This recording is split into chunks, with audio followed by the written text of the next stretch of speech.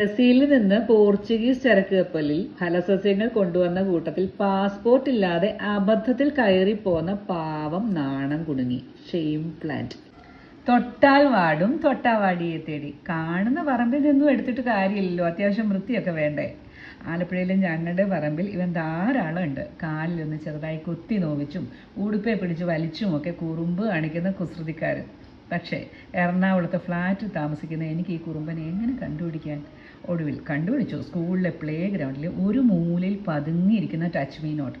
എന്നെ തൊടല്ലേ, ഞാൻ പിണങ്ങും എന്നൊക്കെ കക്ഷി എന്നോട് പറഞ്ഞു നോക്കി. ഞാനുണ്ടോ വിടുന്നു, വാ ഫ്ലാറ്റിലേക്ക് പോകാം എന്ന് പറഞ്ഞ് കൂടെ കൂട്ടി. എന്നോടുള്ള പിണക്കം ഒരു ദിവസം മുഴുവൻ കാണിച്ചു. പിണങ്ങി കണ്ണടച്ചങ്ങനെ ഒരു രാത്രി മുഴുവൻ ഇരുന്ന് കക്ഷി. രാവിലെ നോക്കുമ്പോൾ സന്തോഷമായിട്ട് കണ്ണൊക്കെ തുറന്നിരിപ്പുണ്ട്. നിന്നെ ഞാൻ എന്നോട് തന്നെ കൂട്ടാൻ പോവുക എന്ന് ഞാൻ സന്തോഷത്തോടെ. അതിലൊരുത്തൻ എൻ്റെ കൂടെ കൂടി, ബാക്കിയുള്ളവർ നാളെയും മറ്റന്നാളും വരാമെന്ന്. അങ്ങനെ കൂടെ കൂട്ടിയവൻ തേങ്ങയും ജീരകവുമായി മിക്സിയിൽ കറങ്ങി കറങ്ങി കഥ പറഞ്ഞ് പച്ചപ്പുഴയായി മാറി. പിന്നെ നേരെ വെന്ത ഉലുവയും ഞവരരിയുടെയും വീട്ടിലേക്ക് വിരുന്നിനും പോയി. പിന്നെ ഞാൻ അങ്ങ് പോയി എല്ലാവരെയും വിളിച്ചുകൊണ്ട് വന്ന് പതിയെ പതിയെ എൻ്റെ ഉള്ളിലേക്ക് അങ്ങ് നിറച്ചു. അങ്ങനെ 3 ദിവസമായി എൻ്റെ കൂടെ കൂടിയ മുയൽ ചെവിയനോട് ലോഹ്യം പറഞ്ഞ് തൊട്ടാൽ പിണങ്ങുന്ന തൊട്ടാവാടി.